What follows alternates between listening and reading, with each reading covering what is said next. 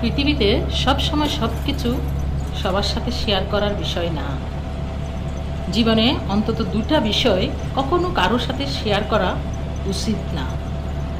একটা হচ্ছে আপনি যখন খুব বেশি কষ্টে থাকবেন, আপনি যখন খুব বেশি কষ্ট পাবেন, তখন সেই কষ্টের কথা কারোর সাথে শেয়ার করবেন না, সেই কষ্ট কাউকে দেখাবেন না, বুঝতে দিবেন না।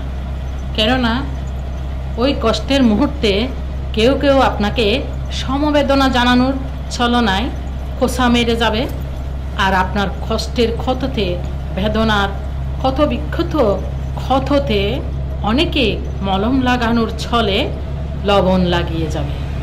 সো অতিরিক্ত কষ্ট পেলে, ক্ষত বিক্ষত হলে সেই ক্ষত বিক্ষত কাউকে দেখাতে যাবেন না, সেই কষ্টের কথা কারো কাছে প্রকাশ করতে যাবেন না।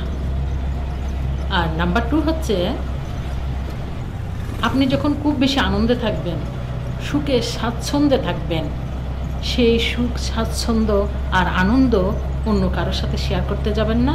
সেই সুখের, সেই আনন্দের কারো কারো অন্তরে জ্বালার সৃষ্টি হবে, দু চোখে আপনাকে কাঠার মতো দেখাবে, বিনা কারণে আপনার সাথে অযথা ফ্যাসাদ আর শত্রুতামি লাগাবে। আপনার সুখে তাদের দাহন সৃষ্টি হবে, আপনার আনন্দের জীবনে তারা নজর লাগাবে। সব সময় আপনার পিছু ছাড়বে না, আপনাকে সব সময় কুটনামির মধ্যে এবং খারাপ নজরে নিঃস্ব করার ধান্দায় থাকবে। সো অতিরিক্ত আনন্দের কথা, অতিরিক্ত সুখের কথা কখনো কারোর সাথে শেয়ার করবেন না, কখনো কাউকে বলতে যাবেন না। সব সময় সব কিছুর জন্যই আল্লাহ পাকের প্রতি শুকরানা আদায় করবেন।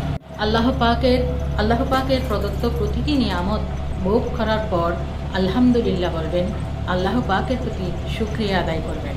আর সকল মন্দ কিছুর জন্য, সকল দুর্ঘটনার জন্য, সকল বেদনা দুঃখ দাহের জন্য সব সময় আল্লাহ পাকের নামে সবর করবেন এবং সব কিছুর জন্যই আল্লাহ পাকের প্রতি পূর্ণ আস্থা আর ঈমান রেখে আল্লাহ পাকের প্রতি পূর্ণ তাওয়াক্কুল রাখবেন, পূর্ণ তাওয়াক্কুল করবেন আল্লাহ পাকের প্রতি।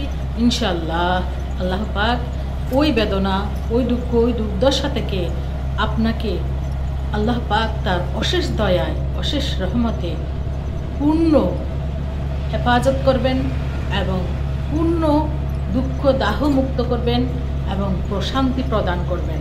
ইনশাআল্লাহ সব সময় আল্লাহ পাকের প্রতি পূর্ণ ভরসা এবং আস্থা রেখে জীবনের সব কিছুর জন্যই আল্লাহ পাকের প্রতি পূর্ণ তাওয়াক্কুল করবেন এবং জীবন চলার পথে সব সময় আল্লাহ পাকের শুকরিয়া আদায় করবেন। আল্লাহ পাক আমাদের সকলকে বোঝার এবং আমল করার তৌফিক দান করুন। আমিন।